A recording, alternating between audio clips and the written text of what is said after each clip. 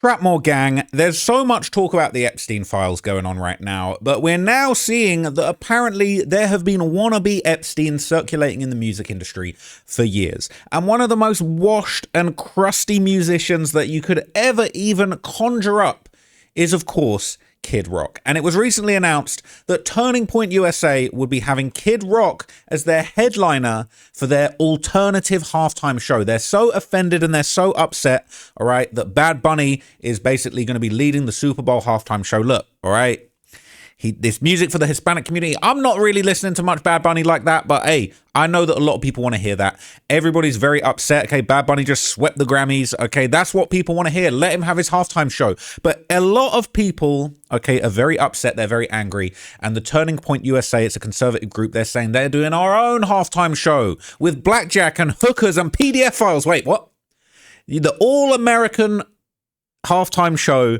If they could have Jeffrey Epstein headlining it, they would, by the sounds of it, okay? Because it says the show will be a celebration of faith, family, and freedom. The freedom to be a PDF file, by the sounds of it, okay? And I'm going to tell you what's going on with that in a minute, all right? But they basically announced Kid Rock will be headlining their alternative halftime show. They're going to air it at the same time as the Super Bowl's halftime show so that they can get the ups on Puerto Rican artist Bad Bunny. The counter event's been dubbed the All-American Halftime Show, a celebration of family, faith, and freedom. They're going to be live streaming it, and Kid Rock, a longtime supporter of President Donald Trump, will be joined by country artist Brantley Gilbert, Lee Brice, and Gabby Barrett. Haven't heard of any of those. They're approaching the show like David and Goliath, Kid Rock said in a statement. Competing with the pro football machine and global pop superstar is almost impossible. Or is it? Okay, tell you what's impossible. Going about 5 minutes without an old timer from this 20, 30 years ago being exposed as being a creepy PDF. Because it's now been revealed, okay, he sung a song back in 2001 about liking underage girls. Now, I heard this, and I was like, what the hell? What the helly? I got to go find out what these lyrics are. And I tell you what, there's absolutely no explaining this. It's absolutely disgusting. I could not believe what I was reading, okay? So this says, Turning Point USA wanted a wholesome show to counter Bad Bunny, but the internet had other ideas. Are you sure it's the internet's fault? You're going to blame the internet for this? It said, Turning Point USA thought it had a winning formula, patriotism, country music, and a familiar culture war face to counter Bad Bunny's Super Bowl halftime performance. On February the 2nd, the conservative organization announced Kid Rock as the headliner for the All-American halftime show, but it took roughly 24 hours for that framing to unravel. Not because of a new scandal, not because of leaked footage, but because people remembered a song Kid Rock recorded years ago for a children's movie. The family-friendly pitch didn't survive first contact with social media. That's a funny way of framing it. And this article is definitely written by AI. It says the backlash didn't start with outrage. It started with curiosity. Almost immediately after the announcement, social media users began revisiting Kid Rock's old catalogue, and what they found wasn't obscure or disputed. It was Cool Daddy Cool, a song that Kid Rock recorded for the 2001 animated movie Osmosis Jones, a kid's movie. Okay. The lyrics were blunt enough to speak for themselves. He said in this, and I shit you not, he said in this song, he said it, and I went and I said, no way. He said in this song from 2001, in a kid's movie for kids, young ladies, I like 'em underage, see? Some say that's statutory, but I say it's mandatory.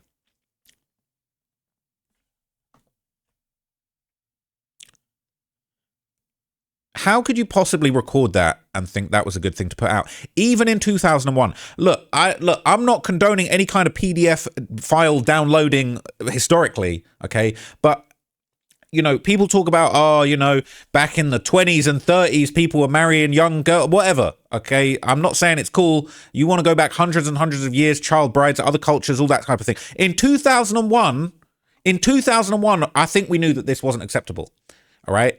And I think you should have known not to put that.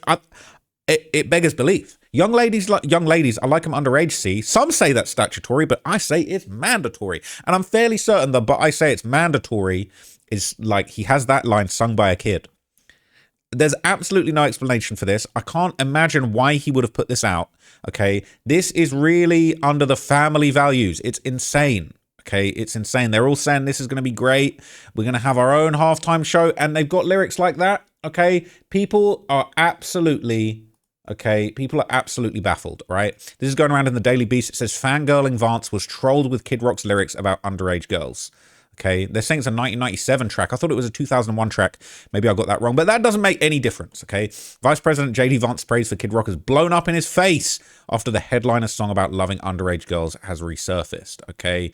It is insanity. It's insanity. J.D. Vance, fantastic lineup for the halftime show, including the great Bob Ritchie, a.k.a. Kid Rock. He really out here trying to rock them kids. He really is out here trying to rock them kids. And basically everyone in the comments have just absolutely flamed him. Okay, they're not having it. They're not having it. Okay, the X post was flooded. It was flooded, okay, with replies highlighting the song, with some commenters pointing out the unfortunate timing of Kid Rock headlining the MAGA event just after the Epstein files dump. So this has gone viral in r/music. A lot of people are giving their opinion on it. Kid Rock's song about loving underage girls resurfaces ahead of Turning Point USA's Super Bowl show. And what's crazy, okay, they're saying, shocker, not going to lie, I'm not surprised at all. This dude's always been sus as F. I can't believe he's still getting gigs, okay? It's, it's unbelievable. They're saying, are you kidding? It's almost as if he's bigger than ever with his current platform after all these years, though he still sucks. Bow with the bow or whatever. And Cowboy is basically it, known for known songs. And then he just plays Sweet Home Alabama, which isn't even his song or where he's from. So that's cool. All right. Apparently, he said if there's... No, he didn't say that. He said, if there's grass on the field, play ball on Saturday Night Live, in reference to the countdown of the Olsen twins' 18th birthday. He's also good friends with Ted Nugent and Donald Trump. Okay, let's take a moment to remember all of Nugent's references to sex with underage girls. There are many, but I think the song Jailbait is a shining example of his classy work. Okay, oh my God. Courtney Love claims she did stuff with him when she was 12 years old. She also alluded to Harvey Weinstein being a sexual predator. Maybe, just maybe, we should give her the benefit of the doubt on this one. It is actually gross. I'm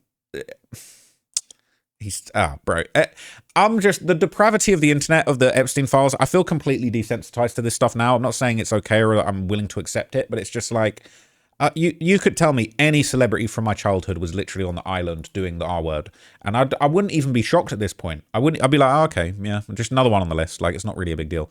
They're saying it's pretty effed up, but a lot of people around that time were making jokes about wanting to F these girls the second they turned 18. I remember Mad TV did an entire skit about their school holding an 18th birthday party for Mary Kate and Ashley, and all the adult male staff were attending.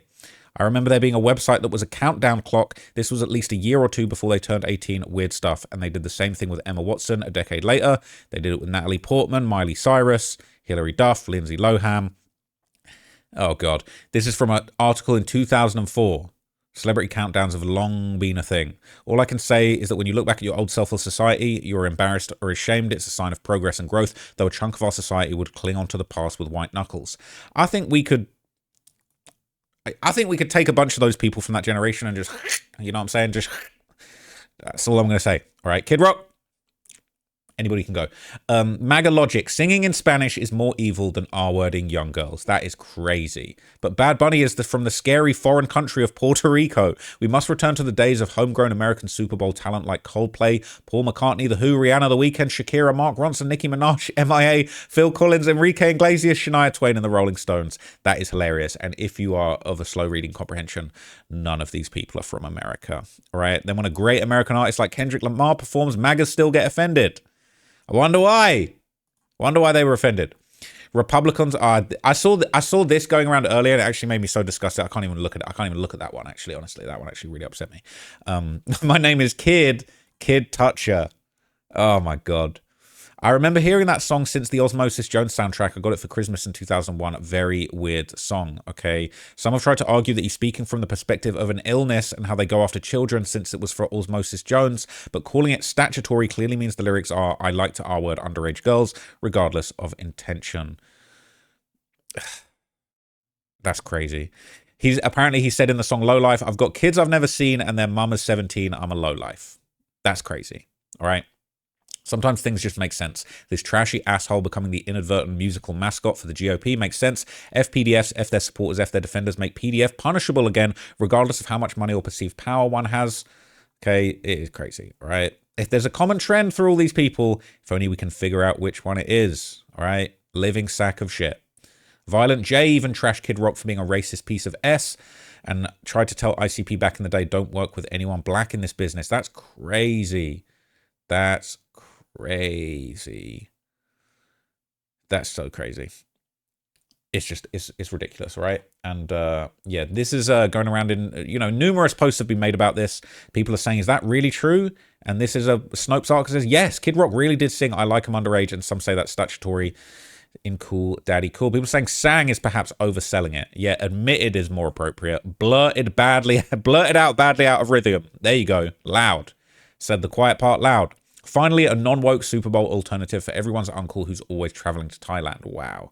He really just likes the food and cheap hotels. Honest. And he loves spending thousands to save hundreds. All right. You didn't even finish the line. He only wants them that way. Some say it's statutory. I say it's mandatory. Mandatory is fucking great. It's mandatory. What is wrong with this guy? Kid Rock reinforcing the fact that every conservative is either a PDF or directly protecting one, or indifferent to but aware of the PDF surrounding them. Oh my God. Oh my God. This is the kind of music Trump supporters like to listen to. Oh man.